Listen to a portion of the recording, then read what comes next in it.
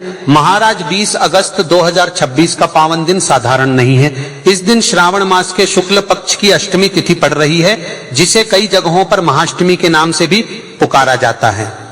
साथ ही इस दिन इंद्र योग और विशाखा नक्षत्र का संयोग भी बन रहा है।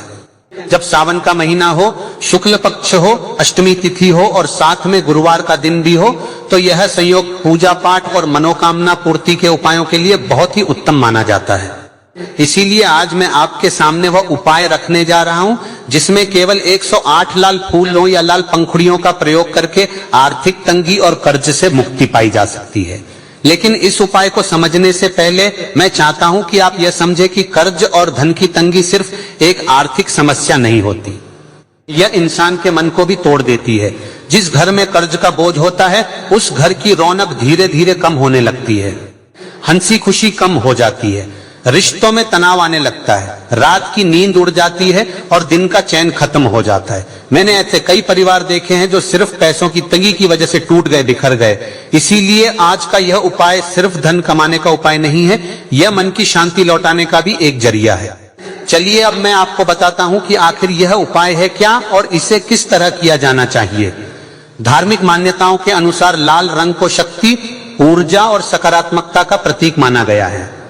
लाल रंग सूर्य और मंगल दोनों से जुड़ा हुआ माना जाता है और यह भी मान्यता है कि जब हम भगवान शिव और माता पार्वती को लाल फूल अर्पित करते हैं तो घर में रुकी हुई ऊर्जा फिर से बहने लगती है।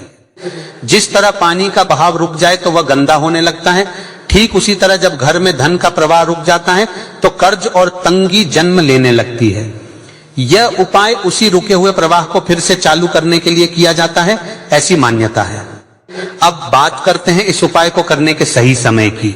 इस उपाय के लिए सबसे उत्तम समय सुबह का समय माना जाता है, यानी सूर्योदय के बाद स्नान करके जब आप पूजा के लिए बैठते हैं वह समय।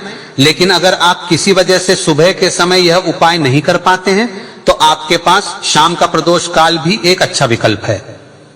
शाम के समय लगभग 6 बजे से 8 बजे के बीच का समय प्रदोष काल माना जाता है और यह भी मान्यता है कि इस समय भगवान शिव विशेष रूप से शिवलिंग में विराजमान रहते हैं। तो अगर आप चाहें तो सुबह करें, चाहें तो शाम को करें, दोनों ही समय पर यह उपाय फलदायी माना जाता है।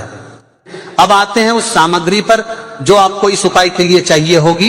इस उपाय के लिए आपको चाहिए 108 लाल फूल, या फिर अगर पूरे फूल जुटाना मुश्किल हो तो लाल फूलों की 108 पंखुड़ियां। हाँ, मैं आपको एक बात साफ बता दूं, लाल गुड़हल का फूल, लाल गुलाब या फिर लाल कनेर, इनमें से किसी भी फूल का इस्तेमाल आप कर सकते हैं। अगर 108 पूरे फूल जुटाना कठिन लगे तो आप 5-6 फूलों की अलग करके भी 108 की गिनती पूरी कर सकते हैं। इसके अलावा आपको चाहिए एक तांबे का लोटा, उसमें शुद्ध जल और अगर संभव हो तो थोड़ा सा कच्चा दूध भी। यह सामग्री लेकर आपको किसी भी शिव मंदिर में पहुंच जाना है जहां शिवलिंग स्थापित हो। मंदिर पहुंचने के बाद सबसे पहला काम यह करें कि आप शांत मन से शिवलिंग के सामने बैठ जाएं। अपने मन में जो भी विचार चल रहे हों उन्हें कुछ पल के लिए एक तरफ रख दें, गहरी सांस लें और अपने भीतर एक भाव जगाएं, विश्वास का भाव, श्रद्धा का भाव। क्योंकि मान्यता है कि जो भक्त पूरी श्रद्धा के साथ भगवान शिव के सामने बैठता है उसकी पुकार महादेव तक जरूर पहुंचती है। अब शुरुआत करें जलाभिषेक से। अपने तांबे के लोटे से शिवलिंग पर धीरे धीरे जल चढ़ाएं। जल चढ़ाते समय मन में यह भाव रखें कि जिस तरह यह जल की धारा शिवलिंग को शीतल कर रही है, उसी तरह मेरे जीवन की तपन, मेरी परेशानियां भी शांत हो जाएं। अगर आपके पास कच्चा दूध है तो जल के बाद थोड़ा दूध भी अर्पित करें। इसके बाद फिर से शुद्ध जल की एक धार चढ़ाकर शिवलिंग को स्वच्छ कर लें।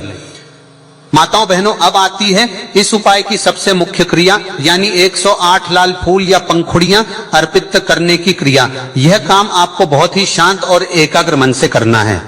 जल्दबाजी बिल्कुल न करें। एक एक फूल या एक एक पंखुड़ी उठाएं और उसे शिवलिंग पर अर्पित करते हुए मन ही मन या हल्के स्वर में ओम नमः शिवाय मंत्र का जाप करते जाएं। हर फूल के साथ एक बार यह मंत्र दोहराएं। इस तरह जब आप 108 फूल चढ़ा चुके होंगे तब तक आपने 108 बार ओम नमः शिवाय मंत्र का जाप भी पूरा कर लिया होगा। अगर आप चाहें तो फूल गिनने में सुविधा के लिए एक माला अपने पास रख सकते हैं ताकि गिनती में कोई गड़बड़ न हो। कई लोग पूछते हैं कि क्या फूल गिनने में कोई गलती हो जाए तो दोष लगता है, तो मैं आपको बता दूं ऐसा कुछ नहीं है। भाव सबसे ऊपर होता है, गिनती से ज्यादा महत्वपूर्ण आपकी श्रद्धा और आपका ध्यान है। जब आप सारे फूल अर्पित कर चुके, तब आपको एक विशेष प्रार्थना करनी है। यह प्रार्थना आप अपने शब्दों में भी कर सकते हैं, लेकिन अगर आप चाहें तो इस भाव को अपनाएं। हे महादेव, मैं आपके चरणों में यह लाल पुष्प अर्पित करता हूं। जिस तरह यह फूल अपनी सुंदरता और सुगंध आपको समर्पित कर देता है, उसी तरह मैं अपने जीवन का यह कष्ट, यह कर्ज, यह तंगी आपके चरणों में समर्पित करता हूं। कृपया मेरे ऊपर से यह बोझ हटा दीजिए और मेरे परिवार को सुख समृद्धि प्रदान कीजिए। इस तरह की प्रार्थना करते हुए अपने मन की पूरी बात महादेव के सामने रख दें। मान्यता है कि जब भक्त अपने दिल की बात पूरी सच्चाई से भगवान के सामने रखता है तो उसका उत्तर जरूर मिलता है। भले ही वह तुरंत ना मिले, लेकिन समय के साथ जरूर मिलता है। इसके बाद शिवलिंग की परिक्रमा करें। हाँ, एक बात का विशेष ध्यान रखें, शिवलिंग की पूरी परिक्रमा नहीं की जाती, क्योंकि शिवलिंग के आगे जो जलाधारी होती है उसे लांघा नहीं जाता। इसलिए आप आधी परिक्रमा करें, फिर वापस उसी दिशा से लौट आएं और यह क्रिया 3 बार दोहराएं। परिक्रमा करते समय मन में महादेव का ध्यान बनाए रखें। महाराज, अब मैं आपको बताता हूं कि यह उपाय सिर्फ एक बार करने से ही काम बन जाएगा, ऐसा जरूरी नहीं है। मान्यता है कि जिस तरह एक बीज बोने के बाद उसे पानी देना, धूप दिखाना और समय देना पड़ता है, तभी वो पेड़ बनता है, उसी तरह इस उपाय को भी निरंतरता के साथ करना जरूरी है। अगर आप इसे केवल आज ही करके छोड़ देंगे तो असर धीमा हो सकता है। इसलिए मेरी सलाह यह रहेगी कि आप इस उपाय को कम से कम लगातार 5 गुरुवार तक करें, या फिर पूरे श्रावण मास में जितने भी सोमवार और अष्टमी तिथियां हैं उनमें इसे दोहराते रहें। अब कुछ लोगों के मन में यह सवाल जरूर उठेगा कि आखिर 108 की संख्या ही क्यों? यह संख्या हमारी परंपरा में बहुत खास मानी जाती। मान्यता है कि यह संख्या पूर्णता और संतुलन का प्रतीक है। जब तक माला के मन के, यहाँ तक कि कई प्राचीन गणनाओं में भी 108 की संख्या को शुभ और सिद्धिदायक माना गया है। इसीलिए जब हम 108 फूल अर्पित करते हैं तो यह केवल एक गिनती नहीं रह जाती, बल्कि यह एक पूर्ण साधना का रूप ले लेती है। अब मैं आपको एक और जरूरी बात बताना चाहता हूं। बहुत बार लोग सिर्फ उपाय कर लेते हैं, लेकिन अपने व्यवहार में कोई बदलाव नहीं लाते। साथियों, धार्मिक उपाय हमारे प्रयासों का साथ देने के लिए होते हैं, वह हमारे प्रयासों की जगह नहीं ले सकते। अगर आप कर्ज से मुक्ति चाहते हैं तो साथ ही साथ अपने खर्चों पर भी नियंत्रण रखें, अनावश्यक खर्च से बचें और जो भी थोड़ी बहुत आमदनी हो उसमें से कुछ हिस्सा नियमित रूप से बचाने की आदत डालें। मान्यता है कि जब श्रद्धा और परिश्रम दोनों साथ चलते हैं तभी महादेव की कृपा पूरी तरह बरसती है। भक्तों, शास्त्रों में वर्णन मिलता है कि श्रावण मास की अष्टमी तिथि का संबंध शक्ति और सिद्धियों से भी जोड़ा जाता है। मान्यता है कि इस तिथि पर देवी शक्तियां भगवान शिव की आराधना में विशेष रूप से सक्रिय रहती हैं। इसीलिए अष्टमी तिथि पर किए गए उपाय जल्दी फलित होते हैं, ऐसा माना जाता है। यही कारण है कि आज की तारीख यानी 20 अगस्त इस उपाय के लिए विशेष रूप से चुनी गई है। चलिए अब मैं आपको इसी उपाय से जुड़ा एक और छोटा किंतु प्रभावशाली प्रयोग बताता हूं, जो आप चाहें तो साथ में कर सकते हैं। यह प्रयोग है दीपक जलाने का। 108 फूल अर्पित करने के बाद अगर आपके पास समय हो तो घी का एक दीपक जलाएं और उसे शिवलिंग के सामने या फिर पीपल के पेड़ के नीचे रख दें। मान्यता है कि पीपल के पेड़ में देवी देवताओं का वास होता है और गुरुवार के दिन पीपल के नीचे दीपक जलाने से घर की आर्थिक तंगी दूर होने लगती है। दीपक जलाते समय मन में यह भावना रखें कि जिस तरह यह दीपक अंधकार को दूर कर रहा है, उसी तरह मेरे जीवन का आर्थिक अंधकार भी दूर हो जाए। अब बात करते हैं एक और महत्वपूर्ण पहलू की, जिसे बहुत कम लोग जानते हैं। मान्यता है कि जब हम किसी देवालय से लौटते हैं तो खाली हाथ नहीं लौटना चाहिए। इसलिए इस उपाय को करने के बाद मंदिर से निकलते समय जरूरतमंद व्यक्ति को कुछ न कुछ दान जरूर दें, चाहे वह कुछ खाने पीने की चीज हो या कुछ पैसे। शास्त्रों में वर्णन मिलता है कि दान देने से हमारे भीतर की वह ऊर्जा और मजबूत होती है जो हमने पूजा में अर्जित की होती है। जो व्यक्ति देना सीखता है उसके पास पाने के रास्ते भी अपने आप खुलने लगते हैं, ऐसी मान्यता है। अब मैं आपसे एक जरूरी बात साझा करना चाहता हूं। यह उपाय केवल उन लोगों के लिए नहीं है जो कर्ज में डूबे हुए हैं, बल्कि यह उन लोगों के लिए भी उतना ही फायदेमंद माना जाता है जिनकी आमदनी तो ठीक है, लेकिन पैसा किसी ना किसी वजह से टिकता नहीं है। कई बार हम देखते हैं कि व्यक्ति अच्छी खासी कमाई करता है, लेकिन महीने के अंत तक हाथ खाली रह जाते हैं। ऐसे लोगों को भी यह उपाय करना चाहिए, क्योंकि मान्यता है कि यह उपाय धन के आने और टिकने दोनों के मार्ग को मजबूत करता है। अब मैं आपको बताता हूं इस उपाय से जुड़ी कुछ जरूरी सावधानियां जिनका ध्यान रखना बहुत जरूरी है। पहली बात, फूल हमेशा ताजे और स्वच्छ होने चाहिए। मुरझाए हुए या कीड़े लगे फूल भगवान को अर्पित नहीं करने चाहिए। दूसरी बात, पूजा के दौरान मन में नकारात्मक विचार न आने दें। अगर पूजा करते समय आपका मन इधर उधर भटक रहा हो तो एक पल रुककर गहरी सांस लें और फिर दोबारा ध्यान केंद्रित करें। तीसरी बात, यह उपाय करते समय अपने भीतर ईर्ष्या, द्वेष या किसी के प्रति बुरे विचार बिल्कुल न रखें, क्योंकि मान्यता है कि शुद्ध मन से की गई पूजा ही फलदायी होती है। अब बात करते हैं उन लोगों की जो किसी वजह से मंदिर नहीं जा पाते।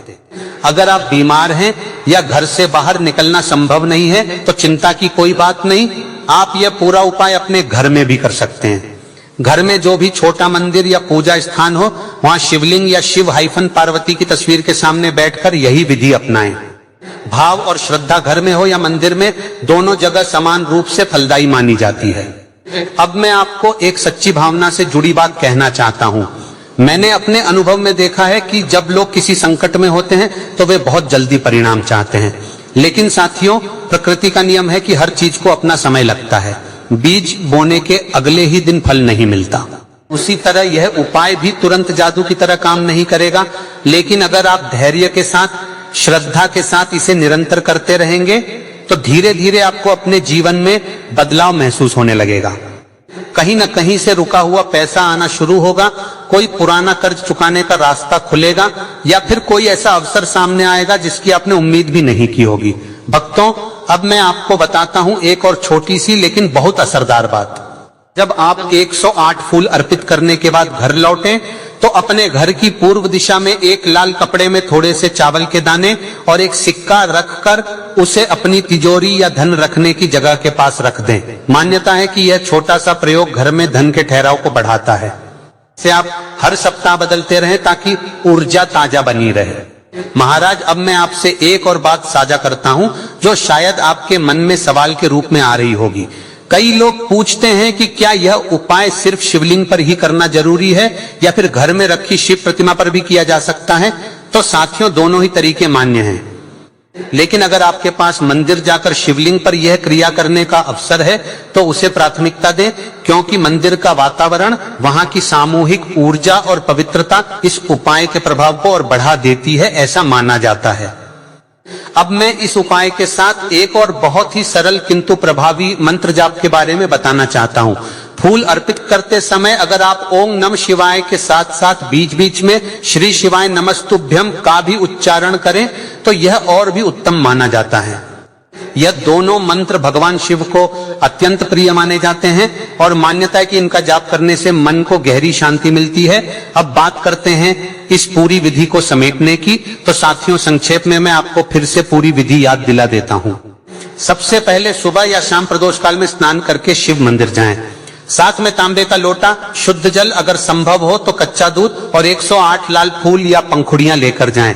शांत मन से बैठकर पहले जलाभिषेक करें, फिर एक एक करके फूल अर्पित करते हुए ओम नमः शिवाय मंत्र का जाप करें। सारे फूल चढ़ाने के बाद अपनी मनोकामना महादेव के सामने रखें। 3 बार अर्ध परिक्रमा करें। संभव हो तो एक दीपक जलाएं और मंदिर से लौटते समय किसी जरूरतमंद को कुछ दान जरूर दें। इस पूरी प्रक्रिया को कम से कम 5 गुरुवार या पूरे श्रावण मास में निरंतर दोहराएं। अब अंत में मैं आपसे एक आखिरी और सबसे जरूरी बात कहना चाहता हूं। साथियों, धार्मिक उपाय हमारे भीतर विश्वास जगाने का, हमारी हिम्मत बनाए रखने का एक माध्यम होते हैं। यह हमें यह याद दिलाते हैं कि चाहे स्थिति कितनी भी कठिन क्यों न हो, कोई न कोई शक्ति हमारे साथ है जो हमें रास्ता दिखाएगी। इसलिए इस उपाय को करते समय अपने मन में निराशा नहीं बल्कि आशा का भाव रखें। यह विश्वास रखें कि जिस तरह अंधेरी से अंधेरी रात के बाद भी सुबह जरूर होती है, उसी तरह आपके जीवन की यह कठिन घड़ी भी जरूर बीतेगी और महादेव की कृपा से आपके घर में सुख, शांति और समृद्धि जरूर लौटेगी। हर हर महादेव, जय भोलेनाथ। इस वीडियो में दी गई जानकारी पारंपरिक धार्मिक मान्यताओं और लोक आस्था पर आधारित है। यह केवल धार्मिक प्रेरणा और सामान्य जानकारी के उद्देश्य से प्रस्तुत की गई है।